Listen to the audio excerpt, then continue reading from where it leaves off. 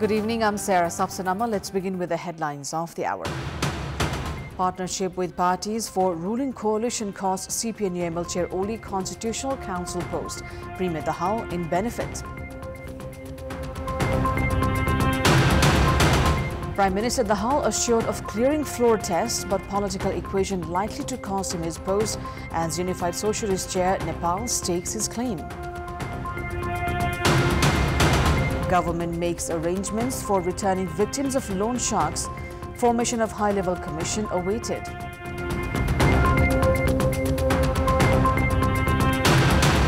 And national squad for Nepal's match against Bahrain under FIFA World Cup qualifiers and a friendly against Malaysia announced. Ayush Khalan refuses to play. Narayan Dahal from CPN Maoist Centre has been elected the chairperson of National Assembly. During the meeting of the National Assembly held earlier today, Maoist Centre candidate Dahal received 39 votes, while 17 votes were cast against him. Vice Chair of National Assembly, who had chaired today's meeting, declared Dahal's appointment to the post. 2 candidacies had been filed for the post. The proposal presented earlier for support for Nepali Congress candidate Yuvraj Sharma was rejected. Sharma received only 17 votes. Maoist candidate Dahal had the backing of CPN-UML, CPN Unified Socialist and Janata Samajwadi, while Congress candidate Sharma had the support of Nepali Congress and Loktantrik Samajwadi. Meanwhile, Rastriya Jana Morcha, that has 1 member in the National Assembly, did not participate in the voting process.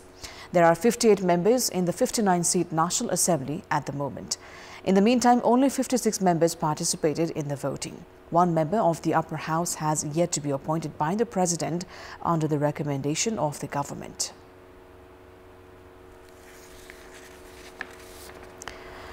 Prime Minister Pushpa Kamal Dahal broke the previous alliance and formed a new one, including CPN-UML, and bagged the post of National Assembly chair for his party.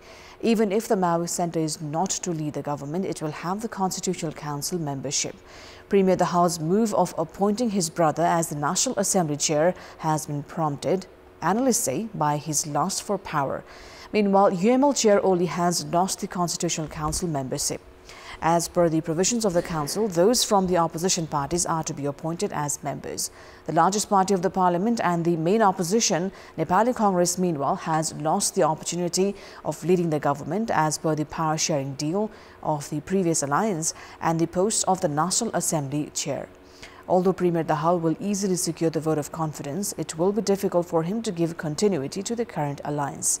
A 7-point agreement has been signed between the 5-party ruling alliance parties, a week after an 8-point agreement was reached between the 4 ruling parties. The statement does not include allocation of the post of National Assembly Vice Chair to CPN-UML. Legworks are underway to give the post to ruling alliance partner CPN Unified Socialist. It has also been revealed that CPN Unified Socialist Chair Madhav Kumar Nepal has also demanded the government leadership in the power-sharing deal. Sources have also said that another secret agreement has been reached between Maoist Centre and UML Chair about sharing the government leadership. This situation will likely make the Premier's journey of forming alliances more challenging. CPN-UML Chair KP Sharma Oli has said the previous ruling alliance broke after a lot of hard work.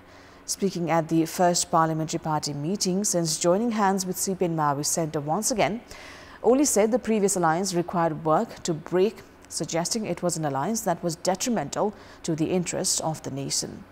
Oli took the credit and said the newly formed alliance had given hopes to the public.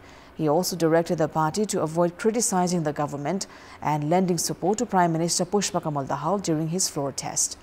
Oli openly appreciated Dahal during the meeting, saying that the latter had taken the right decision. He also directed ministers from the party to ensure that the public feel the government was working for them and warned against any dramatic moves.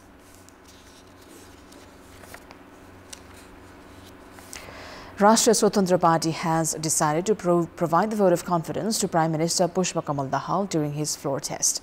The parliamentary party meeting of the party held in Singhadarbar earlier today decided to give the vote of confidence to the Premier. The party has also issued a whip in this regard. The party has decided to move forward by conducting a study on its role in nation building and its people following the formation of the new coalition government. Now, the public have been fatigued by political parties forming and breaking alliances to stay in power. Now, analysts say it is likely that parties will stop with the trend as voices have been raised at the parliament.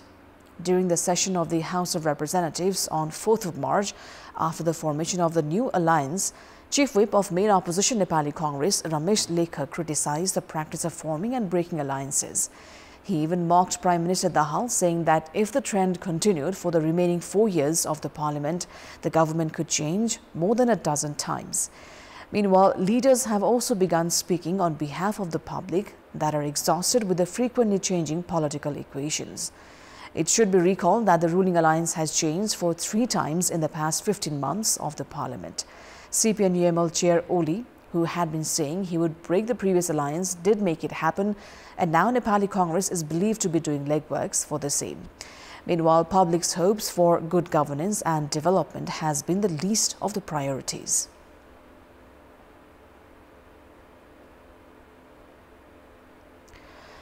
The government last March formed a commission to probe into the matters of victims of loan sharks. After 8 months of work, the commission produced a report. However, at the lack of implementation of the recommendations, the victims took up another round of protests.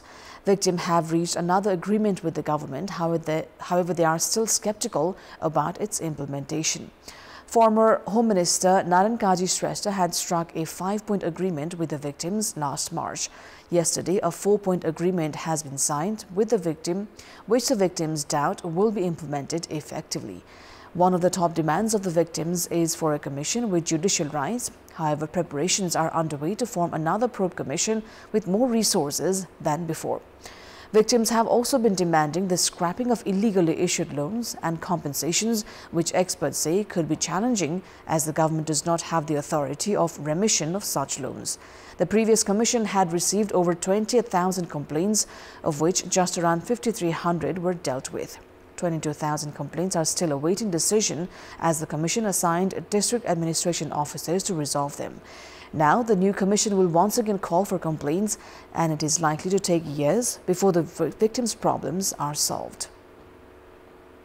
It is time now for our segment Public Pulse, where you text us with your opinion. Public Pulse. But before today's question, let's take a look at the results from yesterday's poll. Yesterday, we asked you, why have political parties not given leadership opportunities to women? 45% voted for option A, patriarchal mindset, 23% for B, not knowing capability, and 32% for C, lack of reach. And here's today's question. What do you think the government should do immediately in order to address the issue of victims of loan sharks? Your options are A, remission of illegally issued loans, B, action against loan sharks, and C, provide full authority to concerned commission. The voting is on. Type NEWS, select your option A, B or C and send it to 34001 to share your opinion with us. The Department of National ID and Civil Registration has directed all 753 local levels and diplomatic units abroad to issue national ID numbers to individuals while registering for their birth certificates. The department has said the birth registration number will be used as the national ID card number once the individual reaches 16 years of age, and has said there will be no issue to register birth even if the child's parents do not have national ID number. The department has said interested individuals can register for birth and deaths through diplomatic units in 15 countries, which includes China, Japan, Qatar, UK, Australia, South Korea, Canada, among others. In this context, in our Public Voice segment, today we've asked people in several provinces, why is it important to register birth?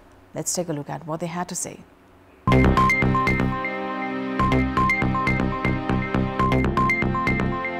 बिना जन्मदाताको त केही कामै हुँदैन। फर्स्टमा जन्मदाता बनाउनु पर्छ।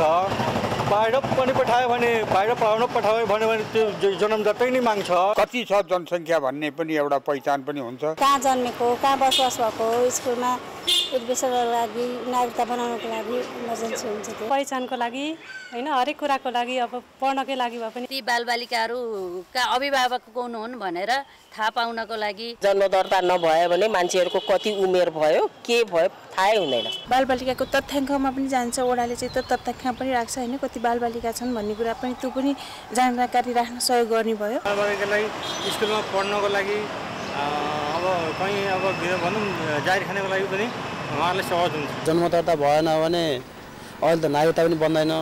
हरेक कुरामा तपाईँको जन्मदर्ता आवश्यक छ। पासपोर्टहरू बनाउँदा अनि विभिन्न किसिमका फर्महरू भर्दा त्यसैले जन्मदर्ता बनाइन्छ। जन्मदर्ता अनिवार्य रूपमा सरकारी निकायहरूले हैन माग्छ। सरकारी काममा जन्मदर्ता माग्ने भएर मेरो बच्चाहरूलाई उहिले नै मैले जन्मदर्ता गरिसकेँ। Sports news. The national squad for the FIFA World Cup qualifiers against Bahrain and a friendly against Malaysia has been announced. Head coach Vincenzo Alberto Anis has included Abhishek Limbu and Bharat Khawas into the team, even though they were not in the preliminary list. The team includes goalkeeper and captain Kiran Kumar Limbu, Abhishek Baral and Bishal Sunar. Likewise, the defence lineup includes Ajay Chaudhary, Anant Tamang, Chiring Lama, Sunny Shrestha and Sumit Shrestha. Midfield lineup is led by Bharat Khawas and includes Bishal Basnid, Laken Limbu, Mani Kumar Lama, Manish Dangi, Rohan Karki and Utsav Rai. Forwards include Anjan Bishta, Dinesh Henjan, Hisabu Thapolia, Samir Tamang, Sanjeev Bishta and Gillespie Jang Karki. Rohit Chand is unable to join due to family reasons. Likewise, Saubhagya Rai, who was awarded as the emerging player in the Jhapa Gold Cup yesterday, has also been included in the squad despite not being in the preliminary list. Nepal's fixtures include a friendly against Malaysia on the 15th of March before the World Cup qualifying against Bahrain. The national squad were bid farewell today. The team is leaving for Malaysia today and they will head for Bahrain after the friendly against Malaysia. The winners of Jhapa Gold Cup Church Boys have failed to progress into the semi-final of Burasuba Gold Cup with a 1-0 defeat against Kakarbhita Football Training Centre. Ashish Chapagai scored the decisive goal to end Church Boys' journey in the tournament. He found the net in the 44th minute. Church Boys' team took to the field less than 24 hours after the final of Jhapa Gold Cup, which affected their play. Today's winner, Kakarbhita, will play against Neuro team NRT in the semi-final. NRT had made its way to the Final Four, defeating Army.